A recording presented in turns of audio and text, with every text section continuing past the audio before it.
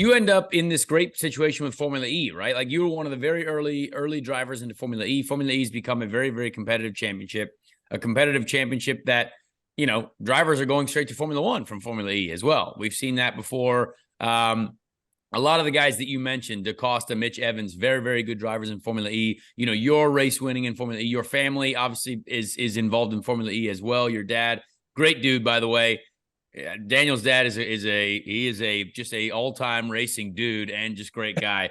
But what was that transition like? And did you really enjoy being a part of that? Because that, you know, being competitive, being in a good situation, but being in something new must have been difficult, like a completely new type of racing car. I mean, to be fair, at that time, my career was kind of at a stop, because after 2 years of not really doing anything good in GP2, I was of course quite lost of where to go, or like what should I do. I knew that Formula One was out of reach at that time.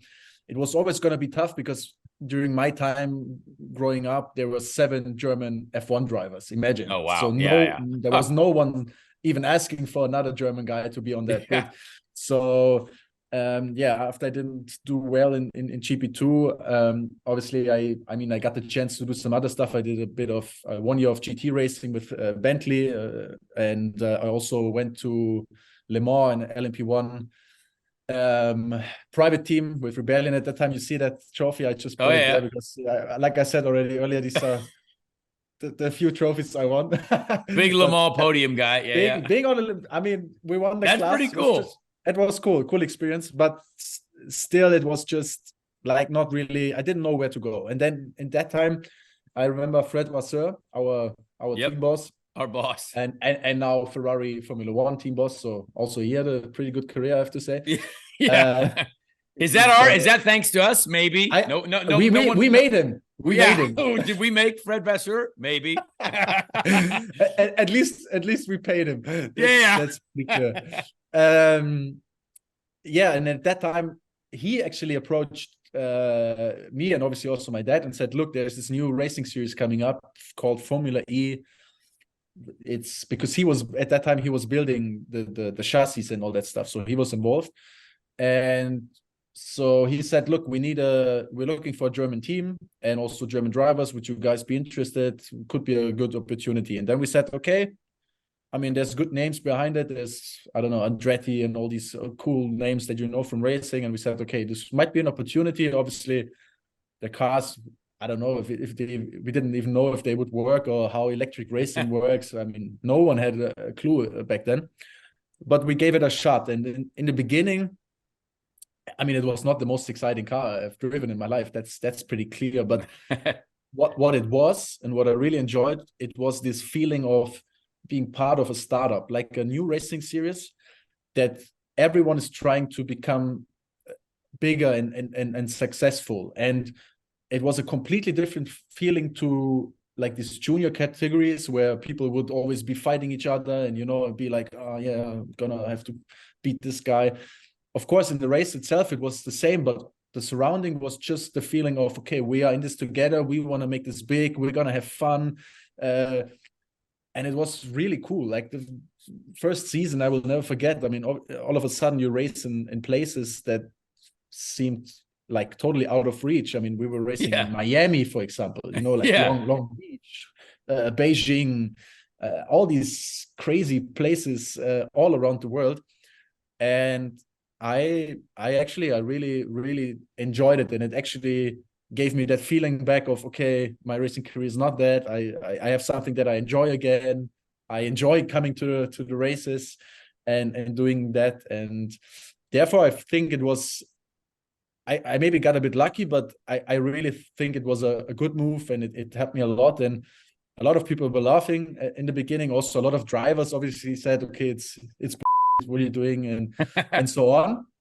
But I mean, as the time evolved, all the drivers all of a sudden wanted to be part of it, and I was already in, so that was cool, and I think it was a good time, and yeah, I don't want to miss it. I've seen a lot of the world through Formula E. It was cool.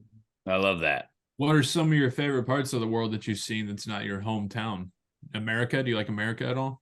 Oh, I hate American. No, I actually, or people actually used to say that, because I always said I love being in the US, and I don't know why, but I feel like also I've done the best job always on the US tracks. Like my first podium was in Miami, my first pole was Long Beach. I was on the podium in Long Beach again. So they were always saying, whenever he comes to the US, he's pretty good. But then I also got to see South America, which I also didn't know much. I mean, we went to Chile, to Argentina, Uruguay, so a lot of South American places. And man, I loved it. I loved the spirit and just seeing new cultures and new big racing race fans tracks down there. And yeah, and big race fans. I mean, especially Mexicans are Oh yeah. just insane. I won my first ever Formula E race I won was Mexico, and it was just crazy because the podium would not be in the pit lane like in F1. It would be on a separate place on a stage that looks like I don't know, like you're a superstar, rock star playing a concert now. And you go on that stage and there's 40,000 Mexican fans going nuts. And Yeah. I mean, if this happened in another country, I think it would not be the same. It would not be like this. And this feeling was pretty cool. And I really, really loved being there. Formula E did an awesome job. No, go ahead. In Conor's intro, he said that you were a man who taught him, not only the ways of the roads, but also how to have a good time. What did that entail? Because Conor is obviously legendary here for having a good time. So can you give us any of the secrets that you, bestowed upon him? I think when Conor and I met, I mean, we were both very young, but he was, I mean, he came from the States to race in Europe. He has a lot to win, but also a lot to lose. And I had the impression that he was not, I mean, I know how he's now and he's much more relaxed in his personality, but back then, of course, there was a lot of pressure, and I think he was not as free in, being who he is. That is exactly right, by the way. and I think I maybe helped him in a few situations to be more like he truly is. And I was maybe a bit more the type of guy that would say, come on, let's go out and get some drinks and listen to from some hip hop songs and just go nuts. And I don't know. I don't think there was much I needed to teach him. It was more like letting him be himself, or making him feel good to be himself. That's what I would say. It's a good point. I mean, he is right. Those were tough years. I had a lot of pressure. I still put the pressure on myself now, but I definitely have become just, hey, you know what? We're here to enjoy life. We can still be professional athletes, do the best jobs that we can, and be dedicated to our jobs, but also enjoy life a little bit, right? I mean, it's something that I think you don't see a lot of that in the Formula One, like paddock. But realistically, those guys are partying after every race anyway. They try to keep it on the down low, but come on, like everyone's got to enjoy life at some point. Yeah, I agree 100%. And that part, I have to say, was also why I loved Formula E so much, because other than other racing series in Formula E, there has been an official after party after every race. And you would really see everyone of every team at that party. So yeah, for example, Malaysia, second race, I think, or third race, we went Kuala Lumpur for the after party, and they rented a rooftop building with a big outside pool. And so every team had like a dedicated table with drinks already there, and you would see the team boss, the mechanic, the driver, everyone there. And after a few hours, you could see, I don't know, one team boss with like a water pistol filled with vodka shooting another team boss, and some guys would be in the pool, and there's like girls, and it was just, I mean, I was early or 20 when I started, and seeing all that, I was like, this is the lifestyle I always needed. That's wild. It was just really a lot of, it was racing, but it was also fun. And this, you could enjoy your job. Yeah, exactly. you could enjoy that. You put everything on the line during the day. You focus. You do you do all the work, right? But when work hours are over, no one's working anymore.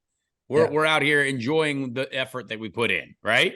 Exactly. And that's what I always think is it's just important. I mean, life's too short to be too serious and too, I don't know, too how do you say it? I don't know. I missed the word, but you know what I mean. Just to be too exactly. boring, you know. So Exactly. yeah.